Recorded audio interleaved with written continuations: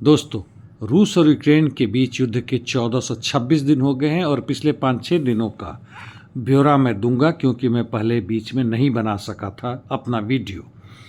जहां तक मध्य पूर्व एशिया की बात है, हमास और इजराइल के बीच युद्धबंदी के 102 दिन हो गए हैं और परिस्थितियां पूरे मध्य पूर्व एशिया की सही नहीं है। गाजा पट्टी में शांति के लिए तथाकथित रूप से फेज 2 के लिए ट्रंप कर रहे हैं कि सब तैयारी हो चुकी है, जिसमें हमास को अपने अस्त्र शस्त्र समर्पण करना होगा। और साथ साथ उन्होंने यह भी कहा है कि जहां तक शांति का तथाकथित बोर्ड होगा, उसमें बने रहने के लिए किसी भी मेंबर यानी किसी भी देश को $1 बिलियन देना पड़ेगा। देखते हैं किस हद तक लोग जाते हैं। आखिर क्यों देंगे? क्योंकि वहाँ पे जो रिकंस्ट्रक्शन होगा उसके मुनाफे का हिस्सा $1 बिलियन से ज़्यादा होगा। यह है आज की नई दुनिया। सीरिया में सरकारी आर्मी यानी एसटीजी वह आगे बढ़ रही है। तबाक में पूरी तरह कब्जा कर लिया है। यूरोफ्रेटस नदी के पूर्वी बैंक में आगे बढ़े हैं और वहाँ का एसडीएफ पीछे हट रहा है। इराक से अमेरिकी सेना पीछे हट चुकी है, लेकिन ऐसा कुछ खास अंतर नहीं पड़ता है। जहाँ तक इराक का सार्वभौमिकता का सवाल है, वह अभी भी अमेरिकी बूट के नीचे ही है। अब देखते हैं रूस यूक्रेन के बीच युद्ध की जमीनी परिस्थिति पे। दक्षिण में यानी जापोरिजिया में लड़ाई प्राइमोर्स्की क्षेत्र और ल्यूकानिवोस्कोय क्षेत्र के लिए जारी है। उसे सटे हुए पावलोवका नोवोबाइकोव्स्कोय की तरफ भी चढ़ रहा है। रूसी सैनिकों ने झोवतनीफ नामक गांव पर कब्जा कर लिया है। गुलियाई पोल क्षेत्र में यूक्रेन के सैनिक लगातार काउंटर अटैक कर रहे हैं, फिर भी रूसी सैनिकों का बढ़त जारी है। प्राइल्यूवकी, हालांकि इसमें कई बार संदेह आता है कि उस पर पूरी तरह कब्जा है कि नहीं, और उनकी कोशिश है टेरनोव की तरफ बढ़ने के लिए महत्वपूर्ण इलाका होगा।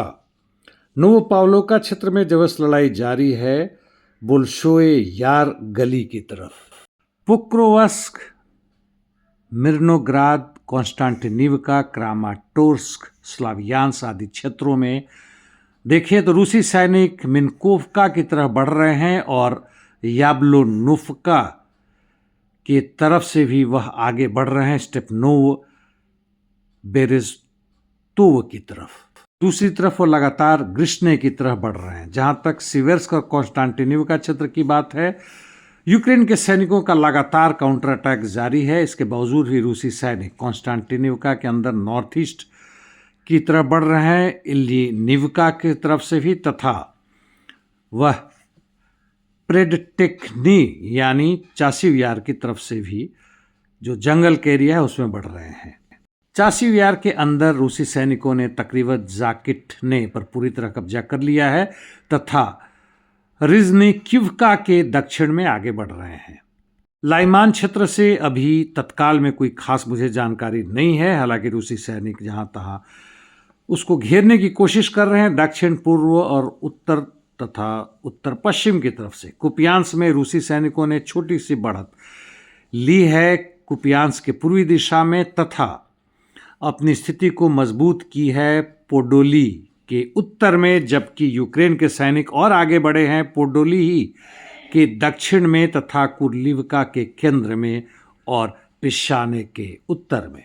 खार्कोव के उत्तर यानी वोल्चांस क्षेत्र में आते हैं। रूसी सैनिक लगातार बढ़ रहे हैं। स्टारित्सा 500 मीटर से अधिक, पिछले 2 दिनों में लाइमान 600 मीटर से अधिक और वोल्चांस की खुटोरी में 200 मीटर से अधिक, तथा मालो खाटने में भी। सुमी में पिछले 2 दिनों में करीब 800 से 1000 मीटर आगे बढ़े हैं। कोमेरेवका क्षेत्र में या कुमरोवका क्षेत्र में यह नया इन्होंने फ्रंट खोला है जो कुर्स्क और ब्रयांस्क रीजन के बीच में है। इंटरडिक्शन बहुत जबरदस्त जारी है और मैक्रोन ने कहा है कि जो वह अमेरिका से करीब 75% इंटेलिजेंस लेते थे वो फ्रांस से ले रहे हैं। पिछले 1 साल से स्थिति बदल रही है। और जहां तक उनके यूएवीज की बात है, पिछले हफ्ते से करीब हर रोज 160 यूएवी या ड्रोन वह रूस के भीतर ब्रियांस्क और अन्य क्षेत्रों पर आक्रमण कर रहे हैं। रशिया की तरफ से भी यह जबरदस्त जारी है, ओडिशा, जापोरिजिया, कीव, अन्य क्षेत्रों में।